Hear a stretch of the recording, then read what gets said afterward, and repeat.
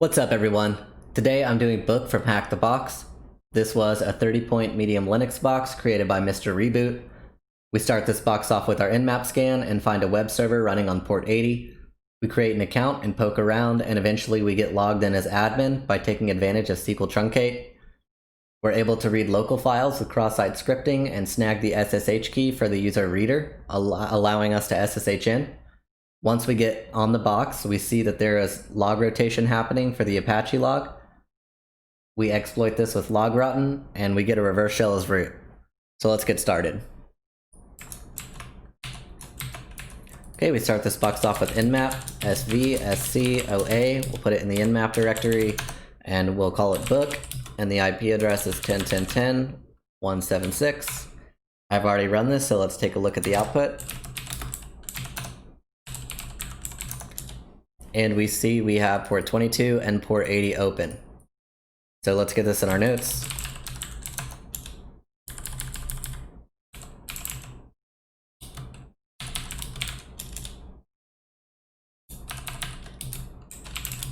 Okay, so let's take a look at the web page.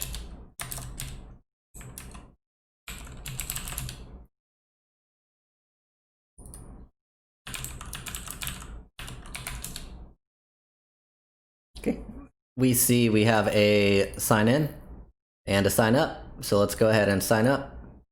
I'll sign up with Keegan, and the email can be keegan@like.subscribe. And the password, we'll just do 1234. Okay, it looks like it signed us up. So let's get logged in.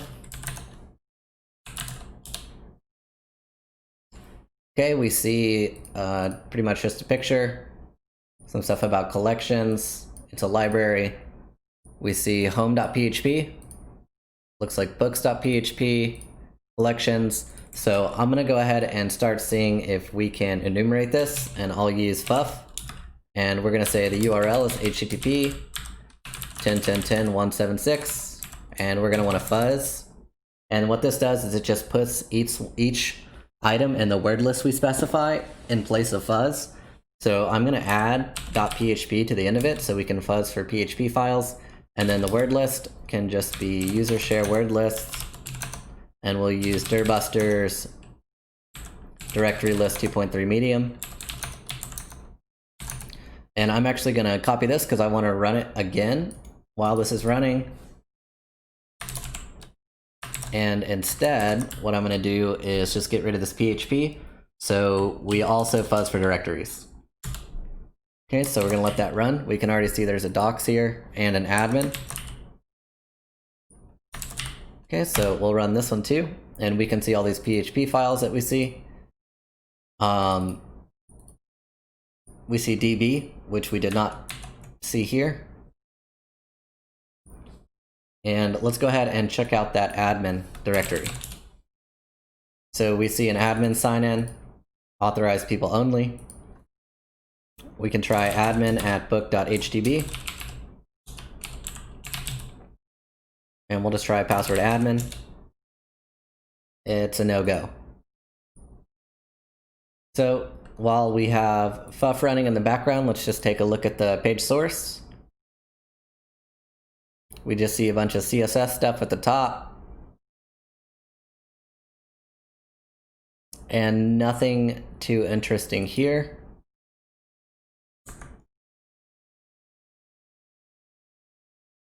If we go back to the home page and we look at the source here, do we see anything? Just the CSS stuff again and all of our links.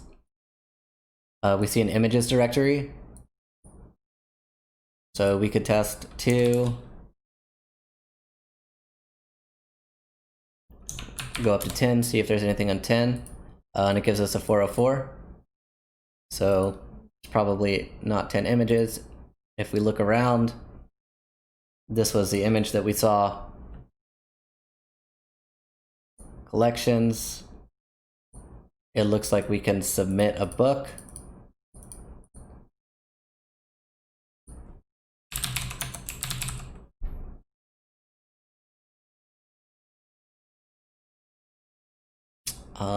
let's try and send our note file that we're currently working on. See what happens. Okay, just evaluates it. We can look at our profile. Our role is user.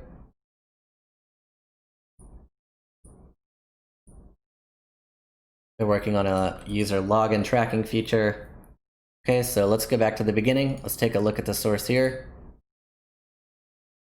All the CSS stuff again. And we do see we have a ValidateForm function here. And it looks like it says there should not be more than 10 characters in the name or 20 characters in the email. So I'm gonna copy this and put it in our notes.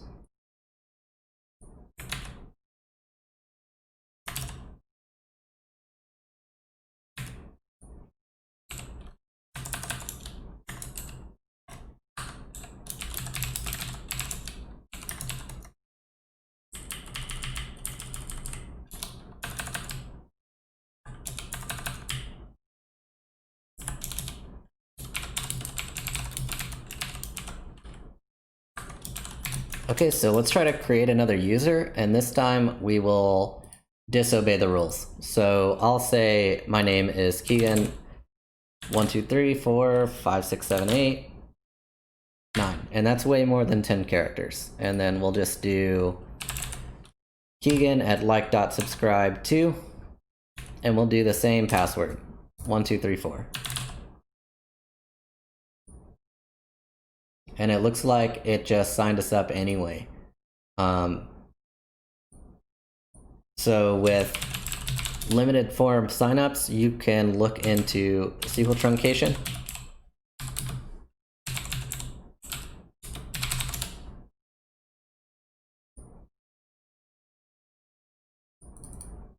And let's go ahead and take a look at this.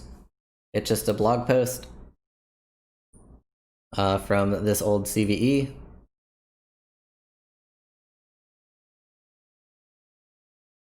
And pretty much what it's saying is, after logging in, we noticed some features were restricted to admins only, which is what we just encountered. And upon inspecting the registration form, we found that the character limit on username is set to 16.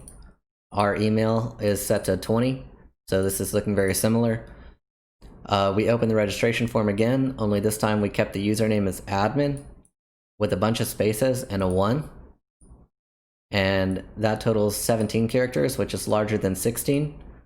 And what happens is you can set your password, and what it's doing is it's accepting this, and since SQL is truncating at 16 characters, it reads this in and says, oh yeah, hey, that is admin.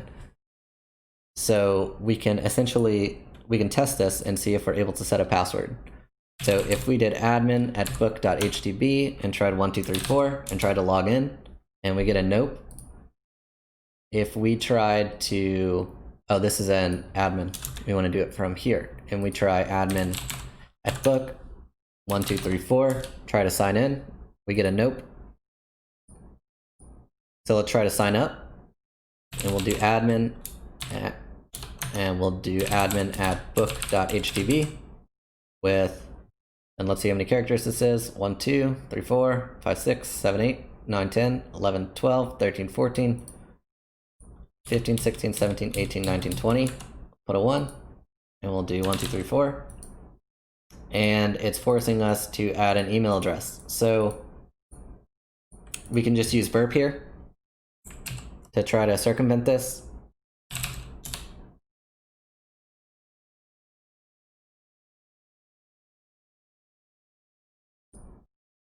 Okay, we've got burp up. Let's go ahead and set our proxy in the web browser.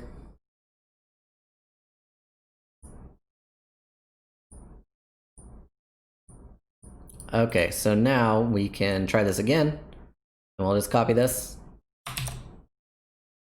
get rid of it, and we'll hit sign up. It'll send it over to intercept, Control R to send it to repeater. And here in repeater, we're just going to add in those spaces, and we'll just give it an extra one for good measure. We'll see if that works. Okay, so we'll send this. It gives us a redirect, 302 found. We'll follow the redirect. and it gives us a 200 OK. So let's see if we can log in.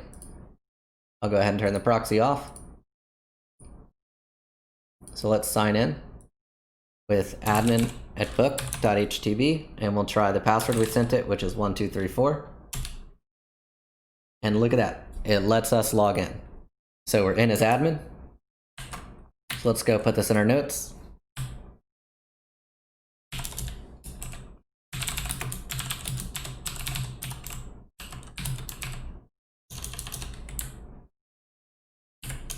We'll just say login form is using SQL truncate. So we feed it 21 plus characters, admin at book.htb, like that. It reads admin, lets us set the pass.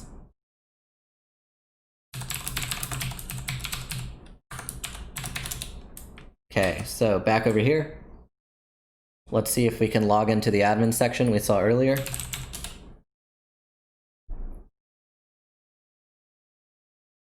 With 1234. And looks like it's not letting us log in. Let's go back, log out, test to make sure that still works. And it doesn't. So let's try that again. And I think we still have the request and repeater.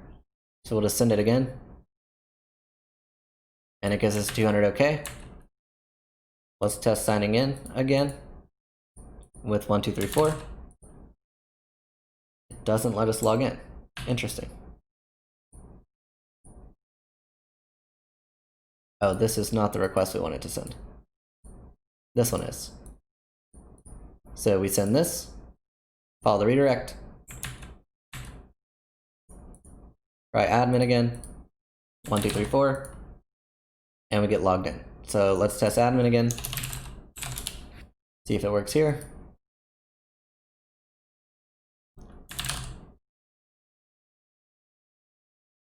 And we're logged in as administrator. So we're signed in as admin. We have a couple more options here. We have feedback, which I don't think was on the other one, and collections, which are PDFs. So if we were to grab a list of the collections in PDF form, just save that, come over here,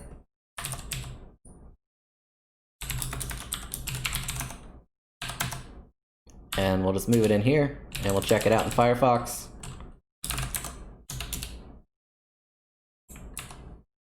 And it looks like some links and title, and this just links us to one.pdf.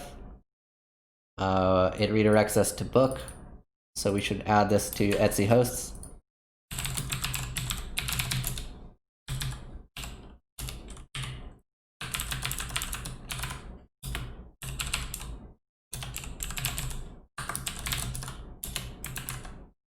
Okay, let's try this again. And we can see a PDF with a bunch of information about this flower. So it looks like it might be generating PDFs. We have a message from a@b.com, feedback. We have users. So what can we do from here? We can try submitting a book as us.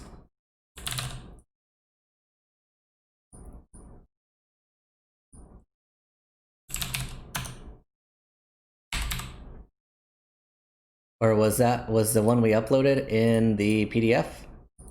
It was 10.10.10.176.1.pdf. Wasn't it?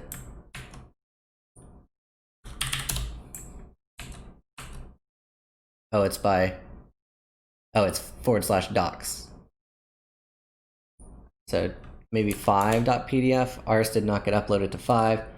So we can try uploading a PDF.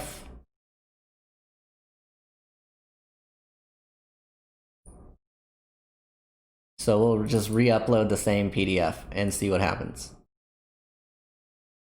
So coming back over to the admin panel, if we look at collections, we grab this PDF.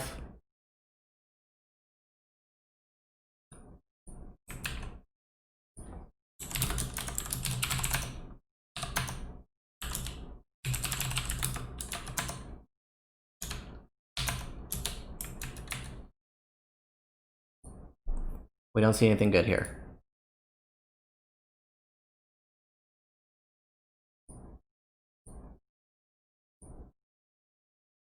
What happens if we upload one as an admin? So we're signed in as admin, okay. So we'll go to books, collections, and we'll call this admin test, author admin test. Grab a PDF.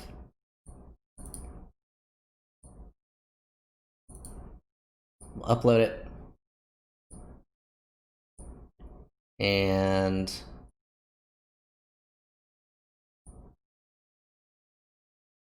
go to the admin panel. Grab the collections again. And see if we get the PDF.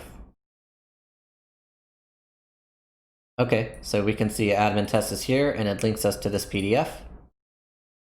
So uploading one as admin.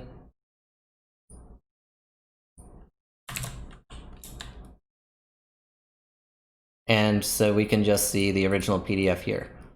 So we're able to change things here. So if I was to create a PDF and upload it, it'll just upload as admin and then it'll show in the collections list. Take a run over to Google and we can look at exfiltrating data, PDF generation, if I could spell generation correctly.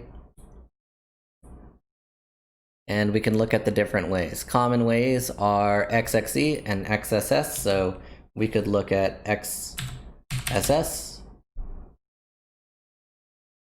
And we can look at server-side XSS with a dynamic PDF, which looks kind of like what we're trying to do here. So we're going to look at the server-side cross-site scripting, dynamic PDF, and see what this has to say.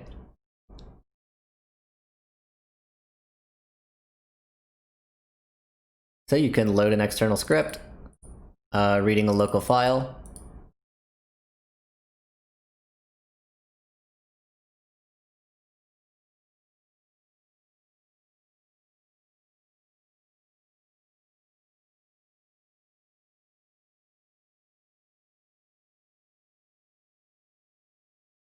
So we could try this, and we could try putting this in an XML file, or I guess it's really a JavaScript file, like this. Maybe it's even an HTML file with the script included, so we'll just move this to test.html.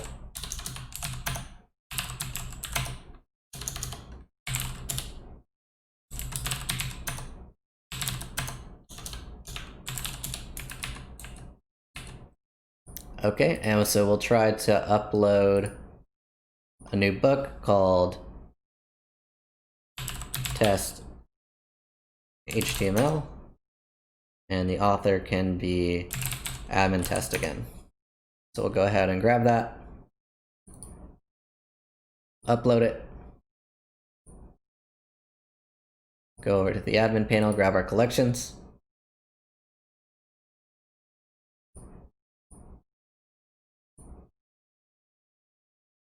And we can see the test HTML. So we'll just copy the link, throw it over here into Firefox, see what it looks like. and it does not display correctly because it's not a valid PDF.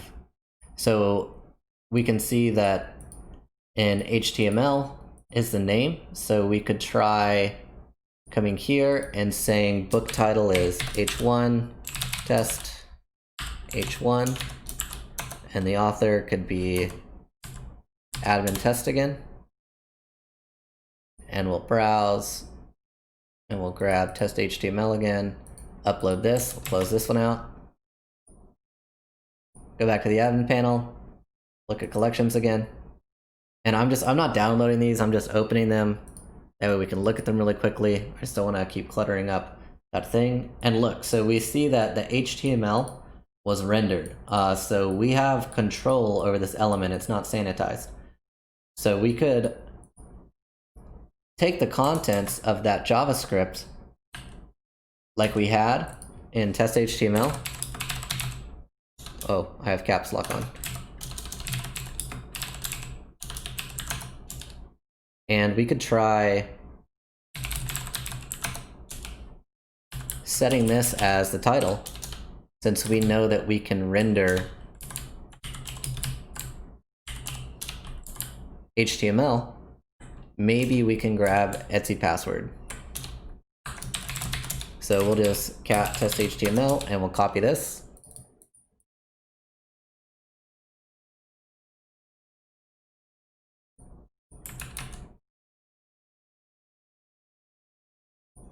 And we'll upload that as the title.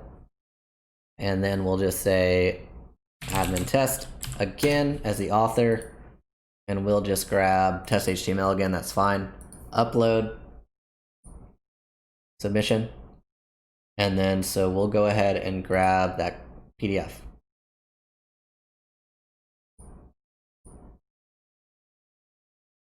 And when we open it, we see a bunch of stuff. Is this base 64?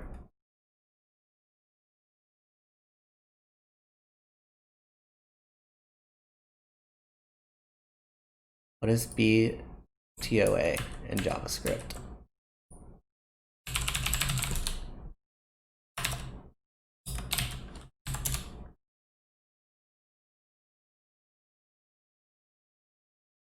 Yeah, it looks like that's base 64. Okay. So this is a base 64 string. Let's just copy it. See if we can echo that string.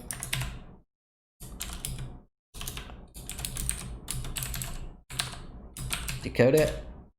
And we got a partial of Etsy password. So it looks kind of like it's working. Let's see if we can modify test.html to not be base 64.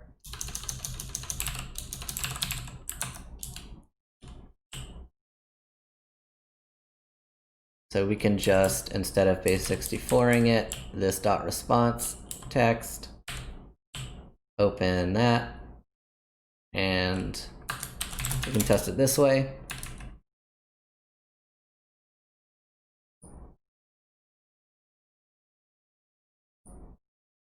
So book title, I copied that, right?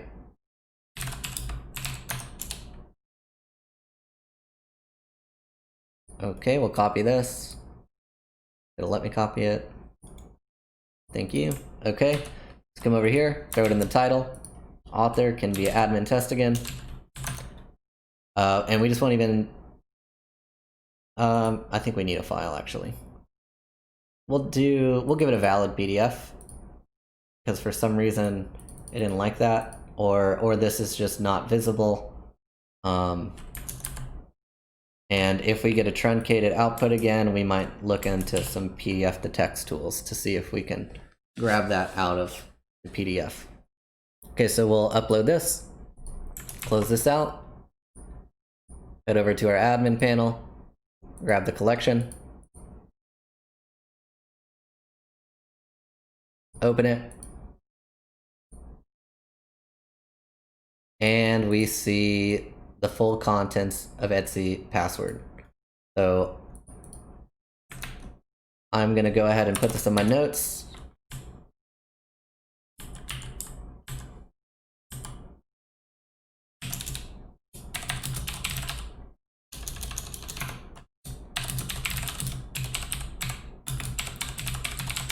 local file inclusion, read in test.html, and title. We could render HTML with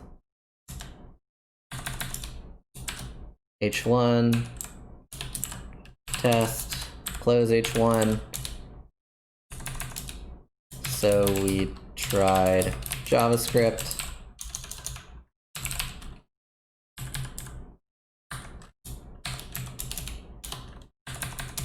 and we got Etsy password. Okay, so in here, we can see pretty much a whole list of users. We have root, we have a reader. So we're looking for ones with a login shell. And quick trick, you can use %bang space and run a shell command. So we could grep for login shells. So we could grep for, say, everyone that has a login shell of bin bash, and then enter. And we can just see we have two, root and reader. So we'll just hit U to undo that. And we will head back over here. And what we're going to try to do is the same thing with our book title, except that we want to try to read user readers SSH key. Because if we're going to try to turn this into RCE, the best thing to do is to try to look for files that can get us there. Another thing we could do is, before doing that, we could test Apache log access, but it's going to be faster to test the SSH key.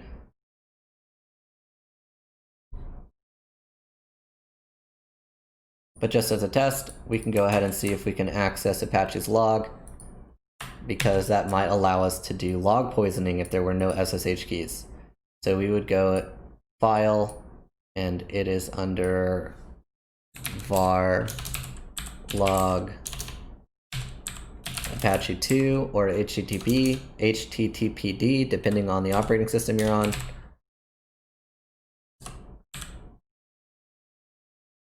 And access.log. So we can try this. Admin test. Throw it a PDF. Upload it. Close this out. Head over to our collections, grab it.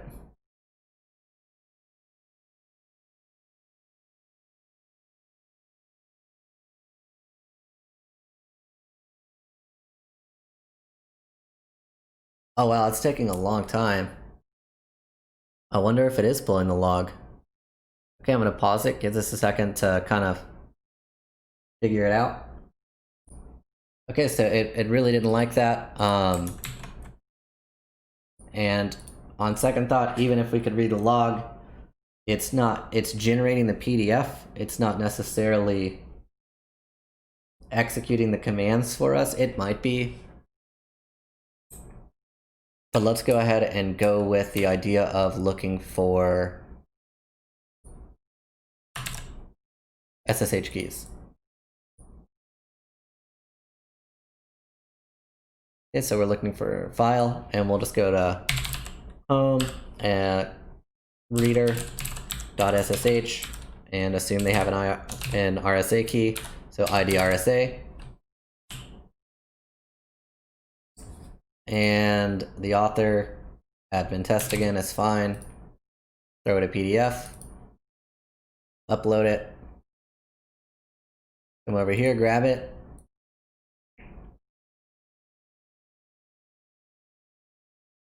Save the file. I think we're done with burp for now.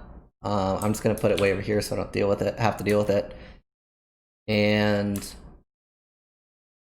oh, I downloaded it. So let's go ahead and open it. And we have an RSA key. So let's go ahead and see if we can copy this cleanly.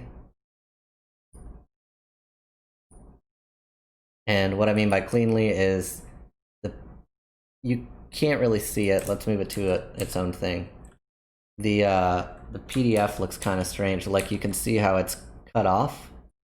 So I'm not sure that we're going to be able to copy everything. So we'll test it. If it doesn't work, we'll have to scrape it out of the PDF.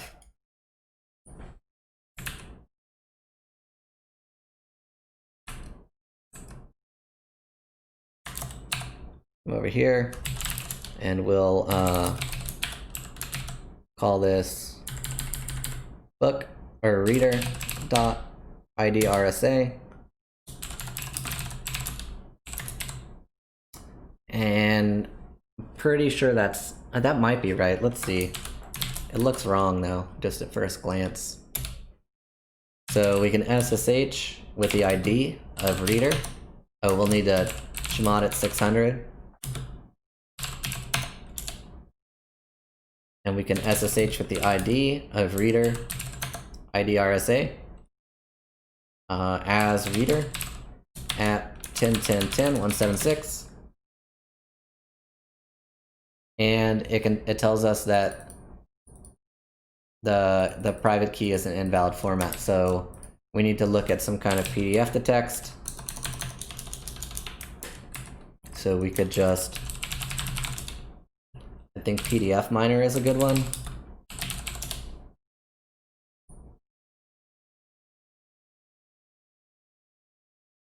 So we can just install Python pdfminer. No, we cannot.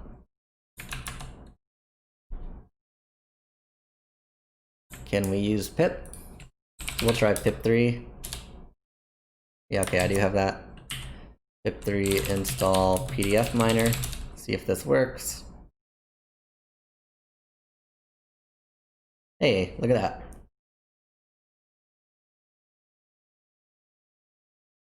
Okay, I'll give this a minute to run. Alright, looks like it's finished. So let's give this a test.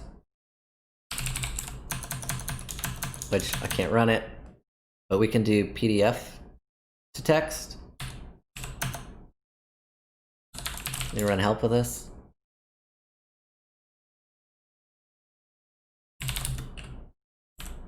Is this part of the package I just installed? Yeah, okay, so this is from pdfminer. Okay. So let's try it. PDF to text. Reader. No.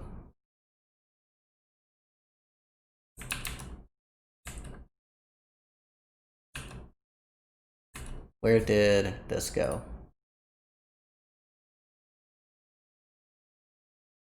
I don't think I downloaded it correctly. So we'll just grab the collections again.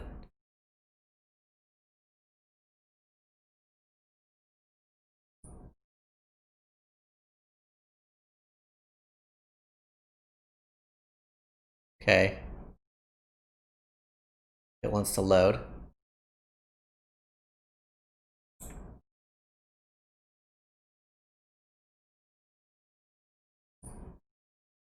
Okay, I went ahead and grabbed the file again, and we've got it here.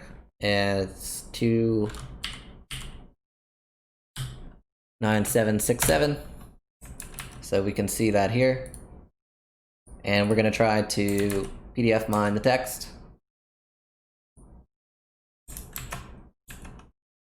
So we'll just run pdfminer. No, it was PDF to text.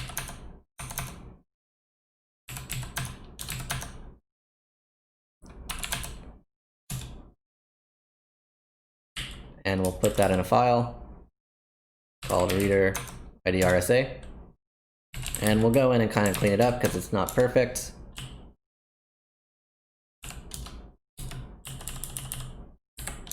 I think those are just supposed to be spaces, but it's reading them as like tabs. This can go away.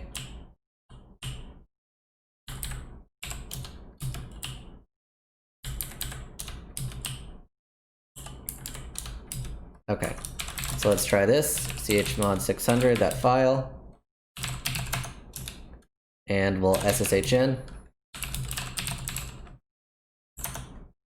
with that key as reader at 10.10.10.176.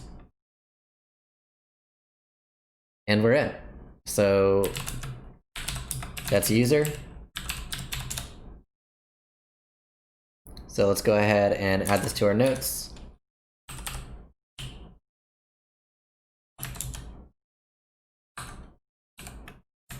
Able to read SSH key, use pdfminer to pull out text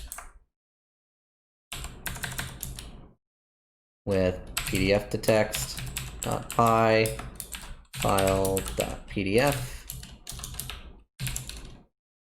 and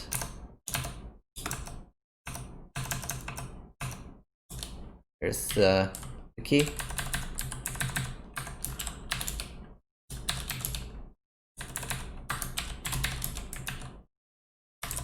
So back over here in SSH, what do we have? Looks like we have Linux Smart enum, I think that is.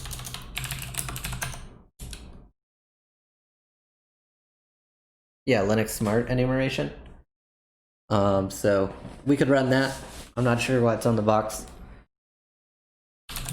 It may have already been on the box because I just reset this box. Yeah, January 29th. It's been on here a while. So we have a backups, so we can look in the backups and see what this is. And it looks like we have an Apache log. So we could try sending a bunch of data. We'll just do 10,000 characters into access.log.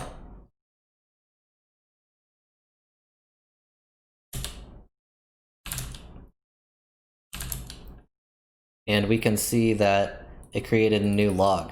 So we have some kind of rotation happening here. So if we were to go look in var log Apache,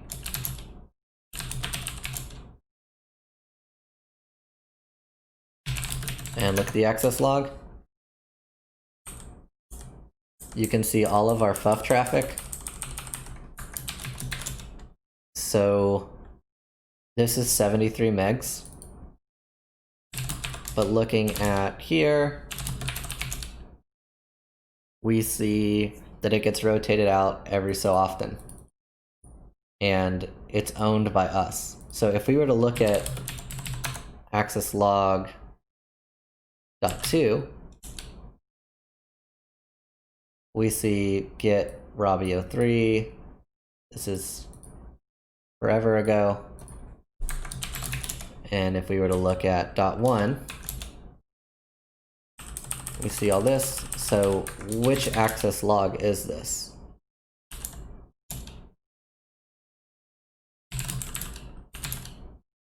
So we can just run LSE. I'll let this run. We don't know the password.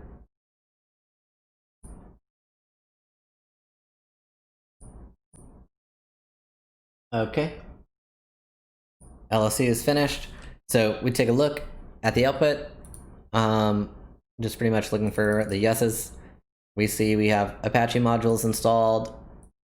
Some things are running with root permissions. So we can look for that with ps-aux. See what's happening. Maybe something is happening with backup.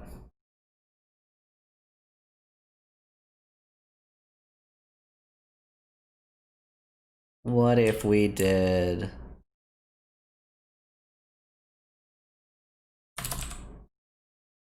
SSH as reader at 10.10.10.176?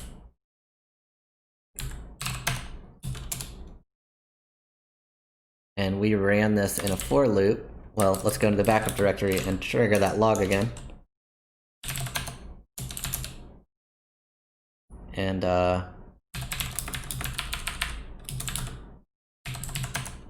that.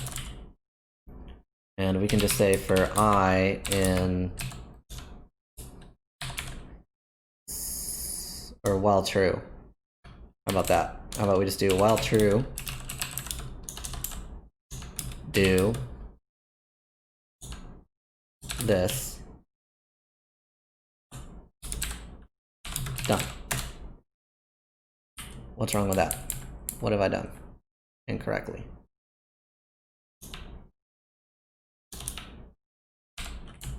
Did I just do it without the curly brackets? Yeah, okay, that works.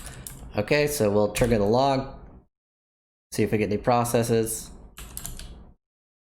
Doesn't look like we have any with backup.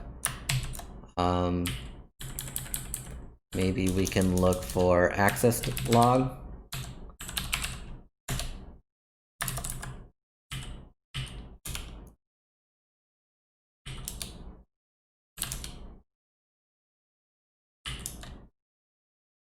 Looks like nothing's happening there.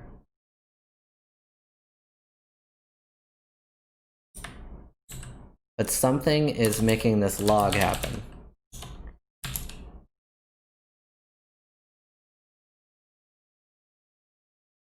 What is in log 3? Why is it so large? Is it?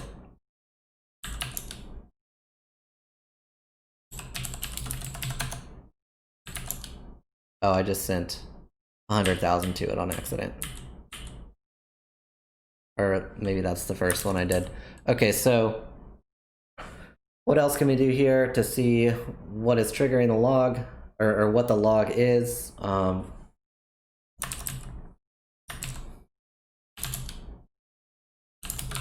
Because they all just seem to be whatever we put in there. So we can see if there's any other log files.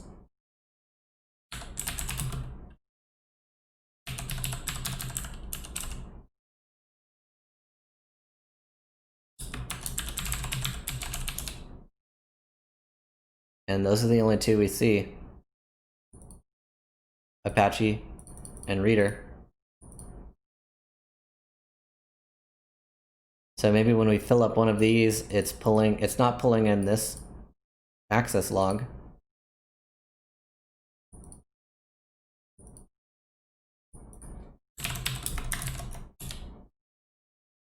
But that definitely looks like an Apache log. So it's pulling something.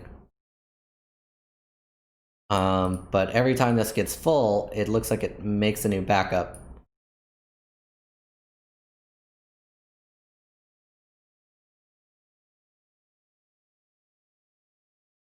So we could take a look at maybe LinEnum would have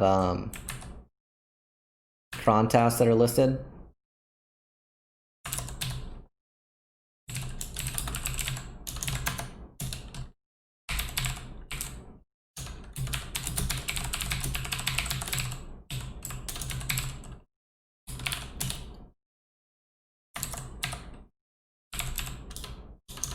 And we can just curl 1424 linenum.sh.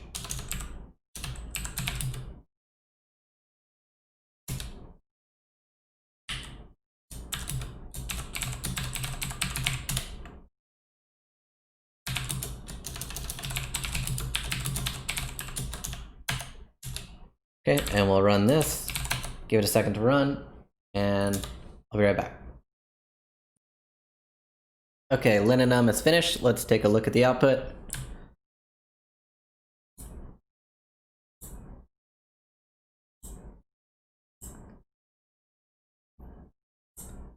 We see a connection as www data and reader.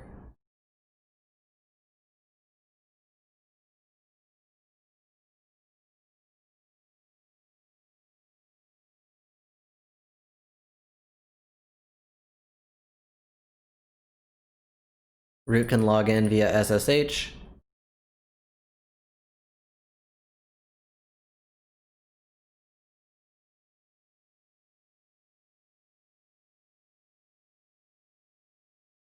Cron tabs.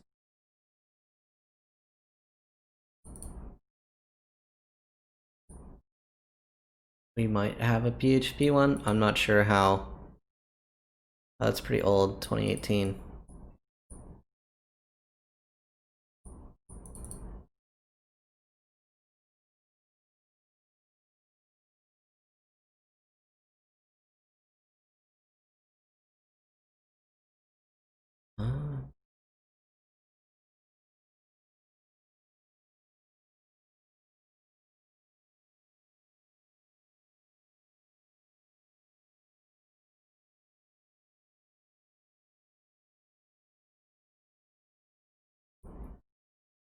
Okay, we just see Etsy password.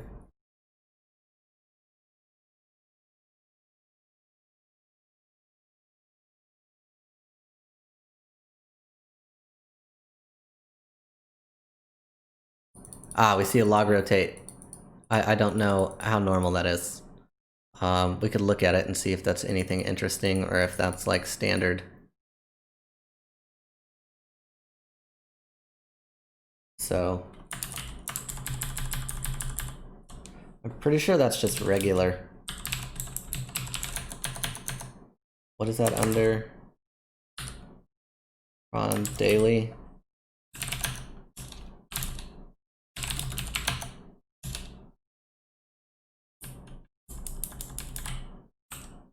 No, yeah, that's just log rotate.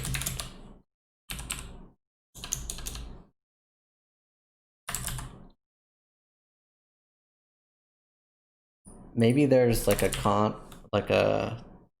config for log rotate.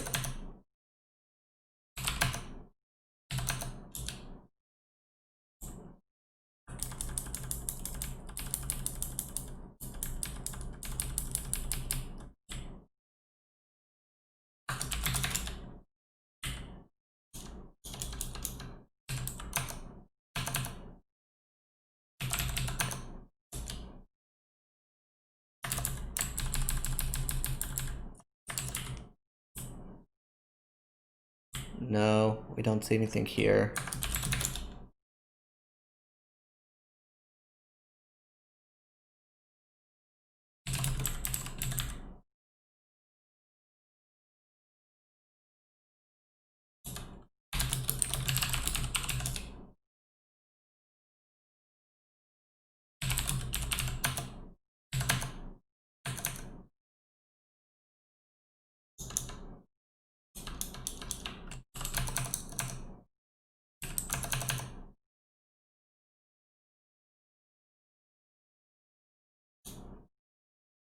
Okay, so we don't see anything here.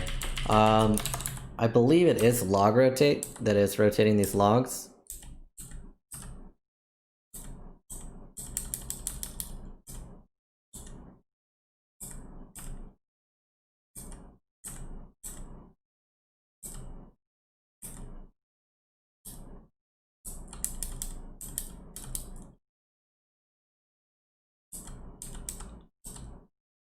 So I guess what we could do is we could try what we were doing earlier with the PS AUX, or like while true. PS AUX, look for logs. Done.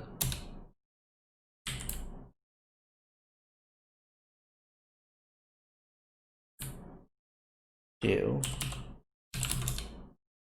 Oh, there's a lot of logs there. Log rotate.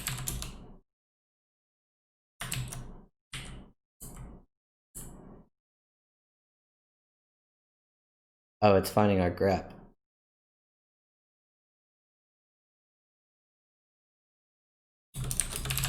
So we'll get rid of color.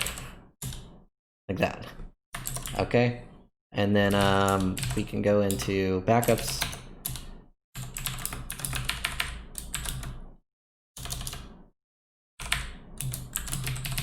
Access log. We see anything? No. Nothing log rotate.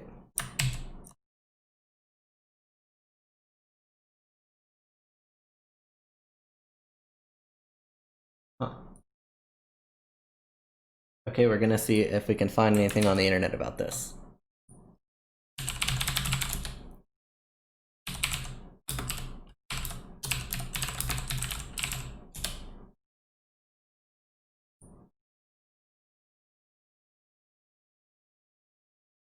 So it looks like there might be a race condition whenever a log's copied, which kind of seems like what is happening because something is writing over that access log. So log rotate has to be run as user root.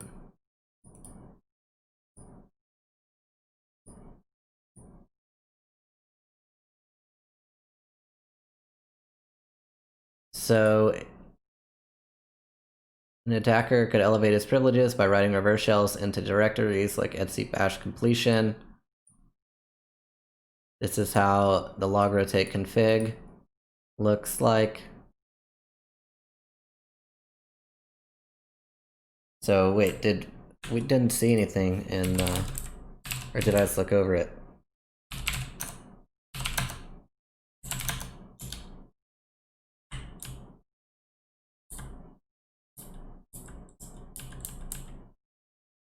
Yeah, okay, so missing okay, monthly, create.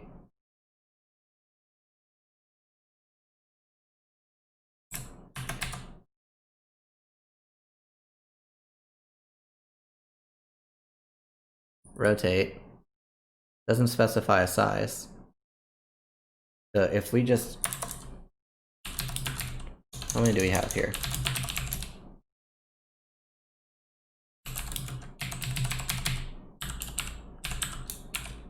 Can I just get rid of all these? Cool.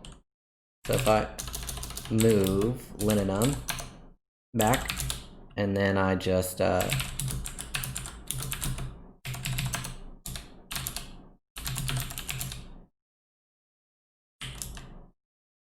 it rotates it out with, it doesn't matter the size. Okay.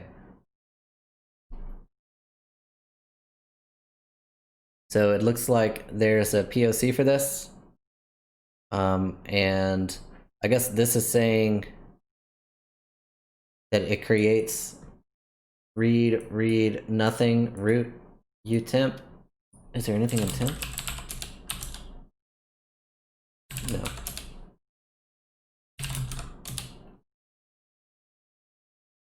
So 0660, I guess that's as the user, and then it rotates it.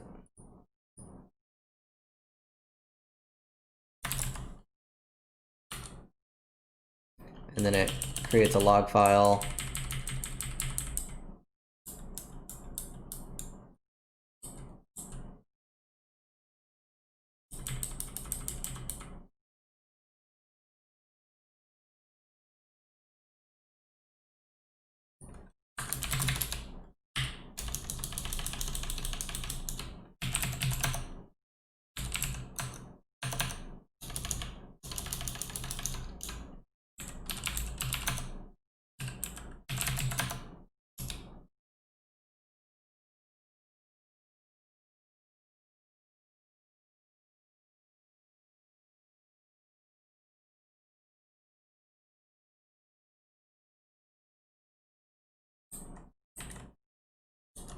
Okay, so this might be actually...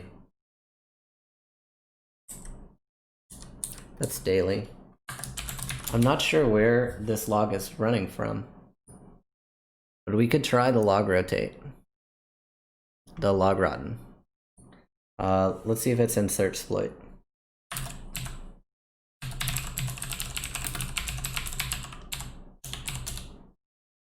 Okay, it is. We'll just move this back over. So we'll just search exploit -m. We'll copy this over. M for mirror, so it just brings it in.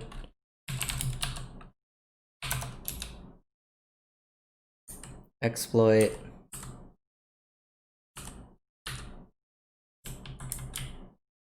Okay. So we don't need the first 125 lines. Okay, so vim logrotten notes.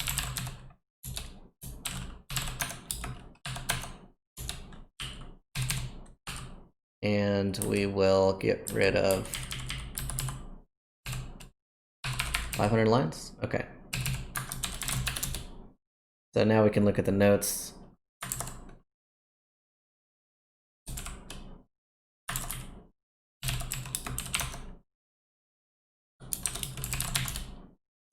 That's terrible. I think you can just less logrotten.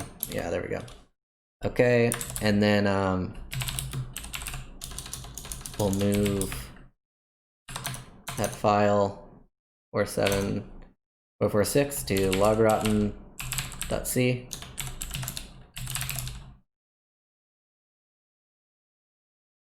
Okay, and we'll read the instructions. So it's a race condition that after renaming a log file, if it's rotated as root,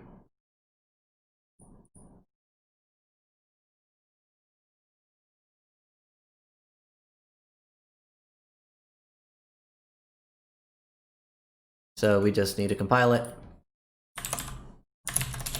GCC. It did not like that. And that's because we still have the 125 lines. I'm going to delete them. There we go. Try that again. And now we have logrotten. Right there. So prepare a payload. This one's running netcat-e. Let's see if we have netcat-e on the box.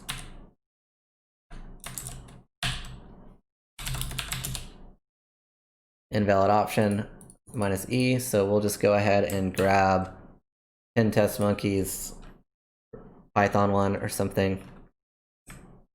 Let's make sure Python is on the box.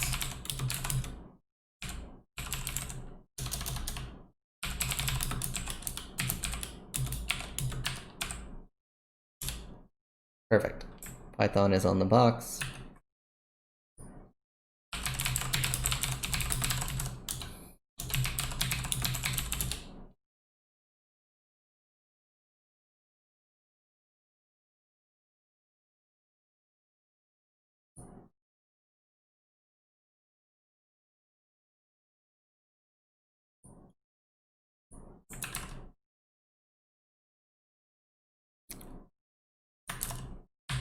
So it's saying we just need to set this up, so we can just start writing our payload file. This is what we're going to run.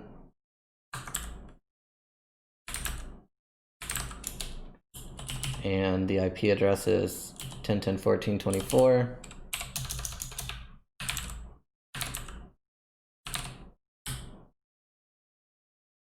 And we want to say if our user ID is 0, meaning if we're root, then we will want to run this.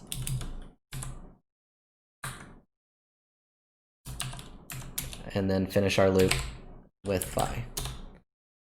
Okay, so that's a bash script pretty much that just says if our user ID is 0, meaning if it's root, then run this Python reverse shell. And then so we need to copy that payload file.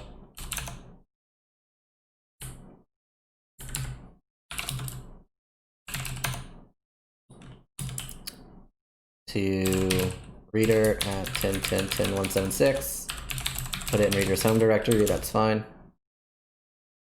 Copies it over. Copy logrotten.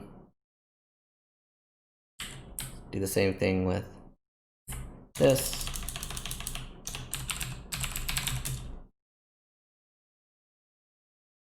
Set up our netcat listener.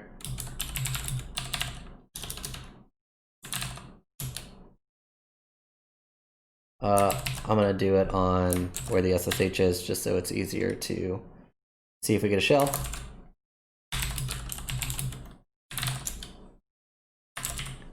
Okay, so we will need to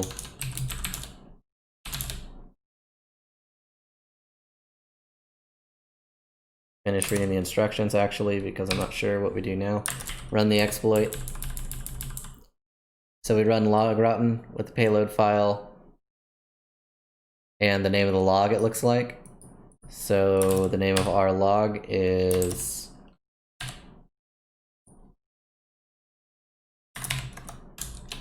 at home reader backups Apache log or access.log, like that. Okay, so it's waiting for rotation, so we can just echo 1 into access.log. Should rotate it out. Looks like it wrote the thing and ran. We still don't have our shell though. Let's try it again. Oh, it's not. Okay, let's run it again. And we get a shell. We get a connect. Who am I? Root.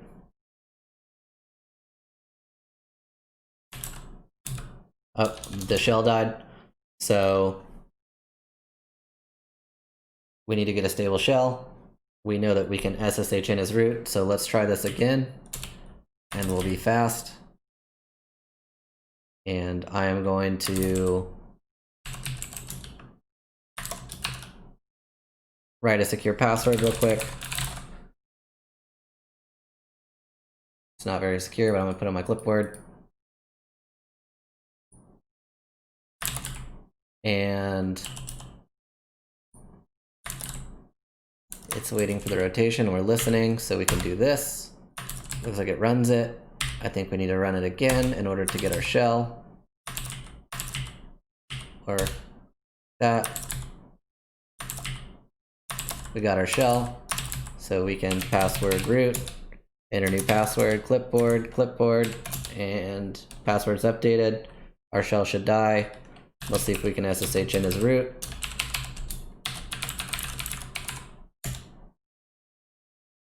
Enter our new password, and we are root at book. So, who am I? Root.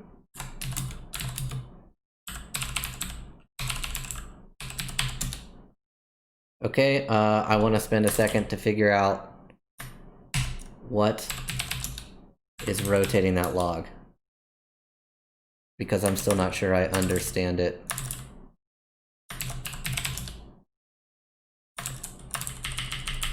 So now that we are root,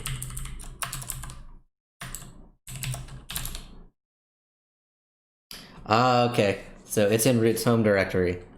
So if we look at log.sh, what do we see? It runs log rotate. Oh, it's interesting. We weren't seeing that in our ES-AUX output. So it runs log.config, and then if we look at the log.config, this is, okay. So it's similar to the ones we were looking at, but the size is 1K, which is interesting because we could just echo 1 into it and it would rotate it out. Runs daily. So something's triggering that. Let's cron root. Oh, it SSHs to itself. Let's reset.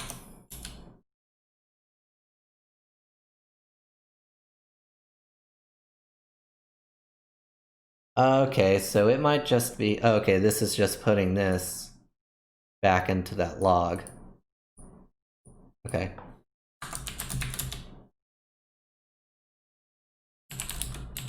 I looked at clean backup yet.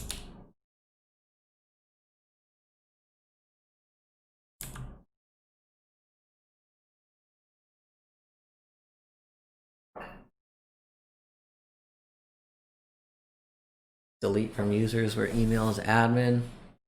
Oh, this is the, I guess, the admin password. Interesting.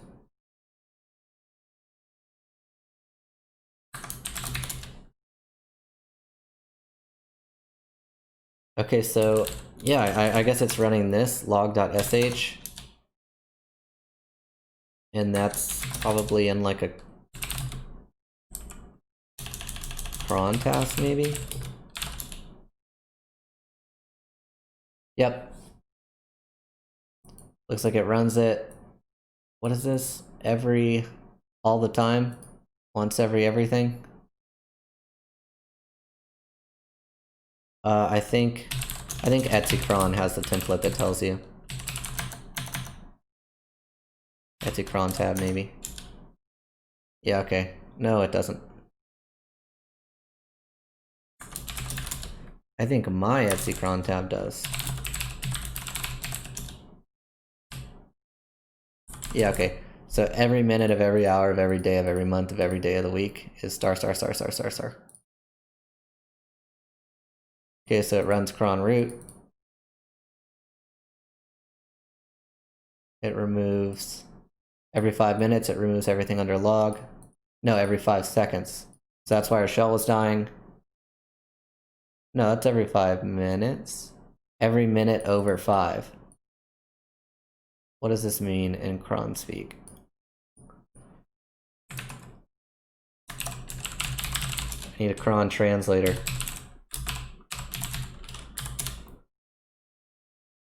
Perfect.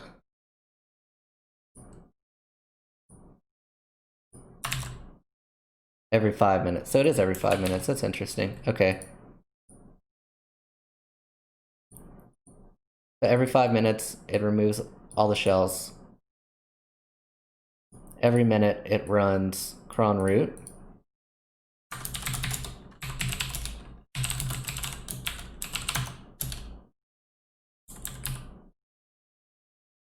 Which is this. Oh, so I guess we could have just done this.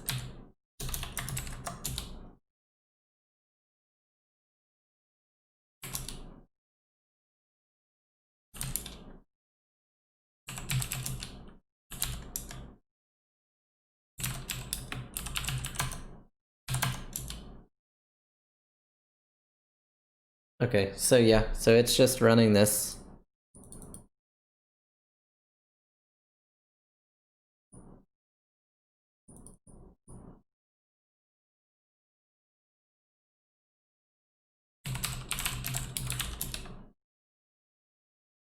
Not in a cron tab.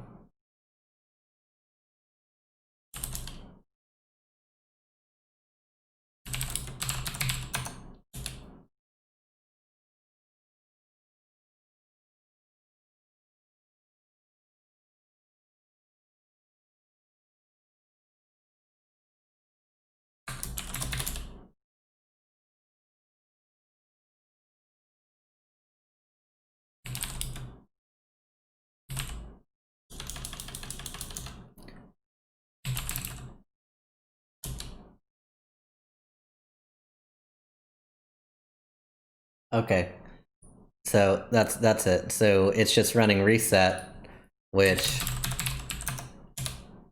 runs log, and then sleeps 5 seconds after it successfully runs log, and then if there's a backups 2 directory, then sleep 5 again, remove backups, move backups 2, back to backups, put that in there.